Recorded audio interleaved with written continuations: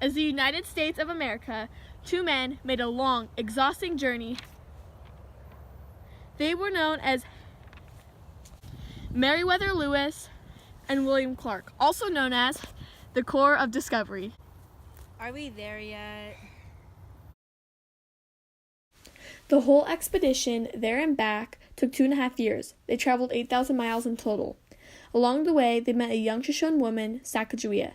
They also met many natives. They also took a slave by the name of York. Okay, Clark, what's going to happen when we get to the Rockies? We're going to have to get you and your dog over first. Me, Sacagawea, and the other 40 men will get everything else over, including Pompey.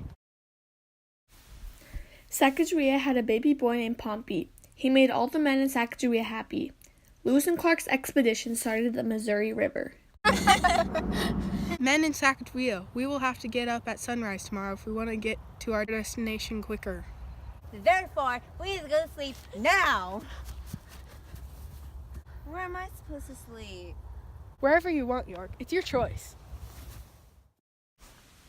During the trip, there were many struggles along the way, including what was going to happen as soon as they saw the Pacific Ocean.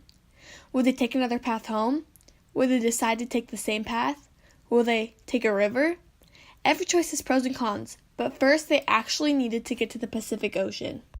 Good morning. Time to get moving. By tonight, if we keep a steady pace, we should get to the Rockies by morning, so we can camp and cross them tomorrow.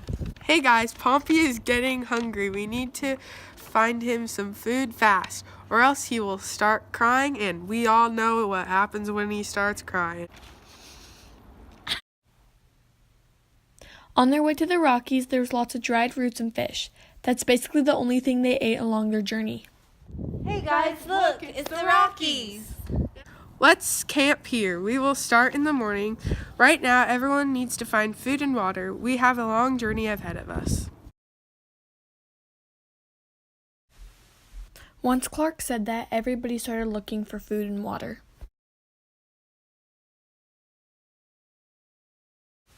Today is an important day, the crossing of the Rocky Mountains, which is 3,000 miles in 9 separate mountain ranges.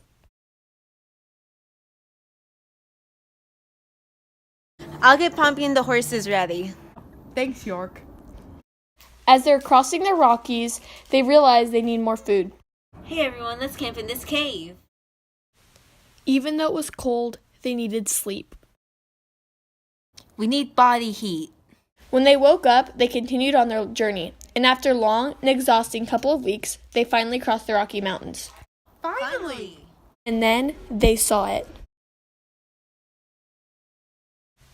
After 13 days on the Rocky Mountains to eat horse and pony meat and other things, Lewis, Clark, Sacagawea, York, and the baby survived. If it weren't for the horse meat and the berries, we'd be dead. Now that the Rockies are behind us, we need to get serious and find the Pacific. My feet and back hurt. Lewis, come on. The Pacific isn't going to come to us magically. The party continued west many more months. Along the way, Lewis and Clark ran into natives, traded with them, and got directions.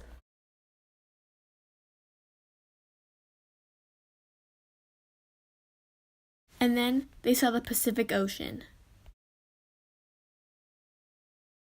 Lewis wrote in his journal, The pleasure I now felt in having triumphed over the Rocky Mountain and descending once more to the level and fertile country where there was every rational hope and finding a comfortable substance for myself and the party can be more readily conceived than expressed. Nor was the flattering prospect of the final success of the expedition less pleasuring. After the finding of the Pacific Ocean, it was time to go home. I think we have to split up soon. Thanks for the adventure, guys. Thank you. Sacagawea was one of the biggest parts of the journey, but it was also the teamwork that helped them get through the journey. They traveled another 4,000 miles home, parted with the Sacagawea and Pompey, and went to President Jefferson with their findings. This long and exhausting journey was the Corps of Discovery, and without the help of Lewis, Clark, Pompey, Sacagawea, and York, this journey would have not happened. Many natives were impacted by this. Because of this, people started moving west and taking their land. So this made them have to leave their land and leave all their belongings and all their memories behind.